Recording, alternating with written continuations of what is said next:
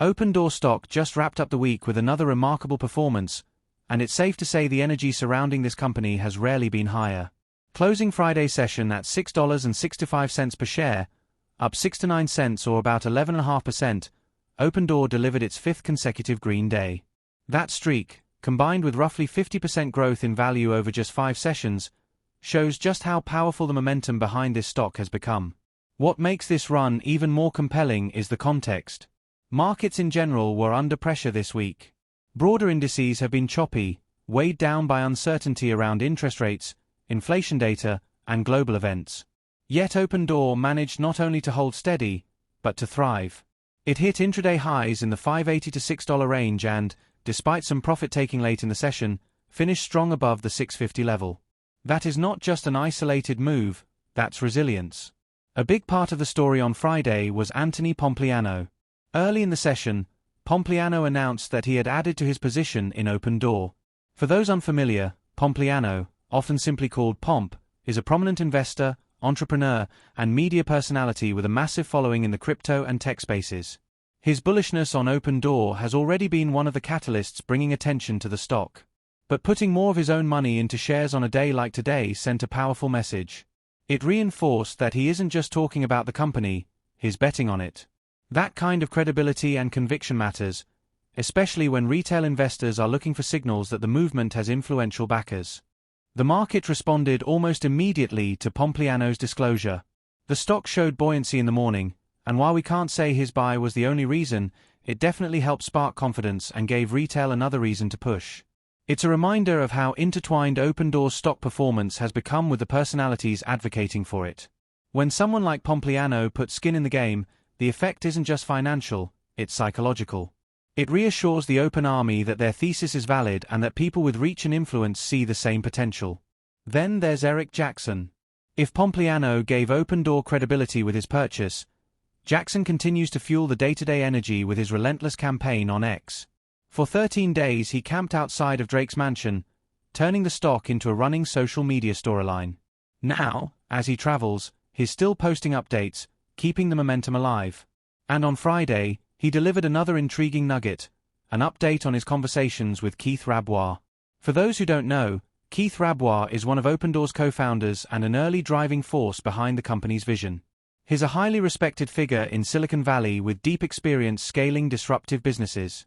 Jackson revealed that he met with Rabois for an hour in New York and that Rabois is not only engaged, but also deeply interested in what the retail community is saying.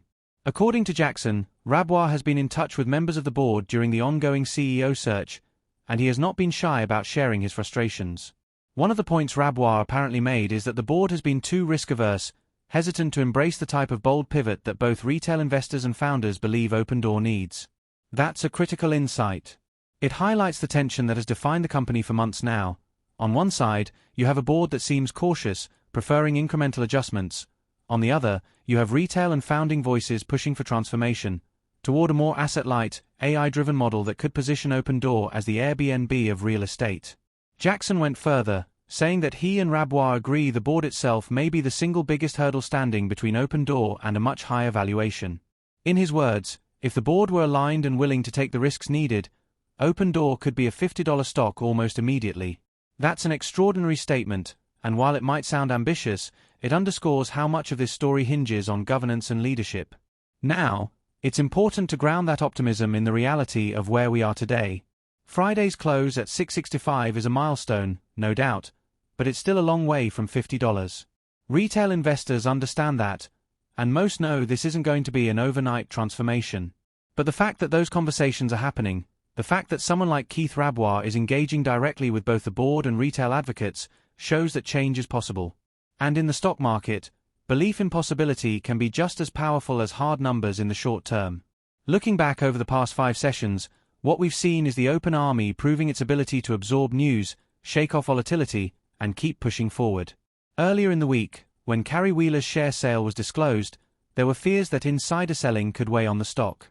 Instead, retail bought the dip and moved on. When profit-taking hit late on Friday, the stock still closed with a double-digit percentage gain.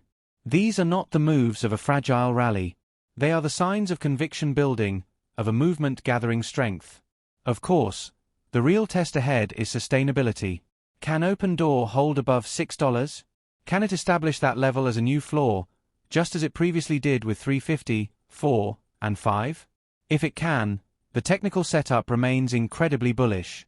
Consolidation above 6 would make $7 the next logical target, and from there, momentum could accelerate if the right catalysts appear. And the catalysts are not hard to imagine. The most obvious one is the CEO appointment. Everyone knows it's coming, and everyone knows it will define the next phase of this company. If the board selects someone bold, innovative, and aligned with retail's vision, the stock could easily surge. If the board plays it safe, the reaction could be mixed, but even then, the retail movement has shown it can rally around the long-term vision regardless. The second catalyst is board reform. Insider purchases, new appointments, or even a reconfiguration that brings back voices like Rabois would all be seen as bullish moves. Then there's the macro environment. We can't ignore the backdrop of a likely rate cut in September. Housing market activity has been sluggish under high rates, but if borrowing costs come down, Opendoor's model immediately benefits. More buyers, more sellers, more transactions, all of that feeds into revenue and growth. A rate cut combined with a strategic pivot could be explosive for the stock. So what's the takeaway from Friday's action? First, retail is in control of the narrative. The open army isn't just buying shares, it's shaping the conversation around leadership, strategy, and governance. That's a new dynamic in public markets, and Opendoor is becoming the case study for how retail can influence a company's trajectory. Second, the stock's technicals are aligning with the story.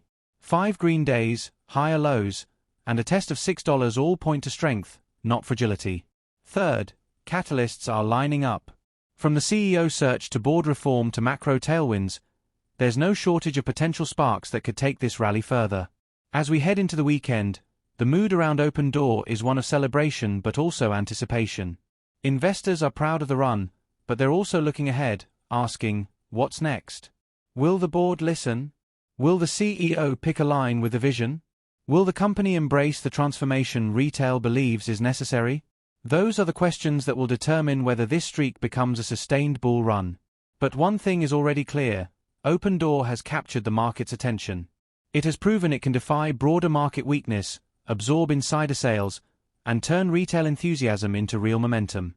That's no small feat, and as long as the open army keeps marching, and as long as leadership continues to engage and evolve, this story is far from over. For now, we mark the milestone: 5 consecutive green days, 50% growth in a week, and a close at $6.65. That's not just a number, it's a statement. A statement that retail is here, retail is strong, and retail believes Opendoor's best days are still ahead.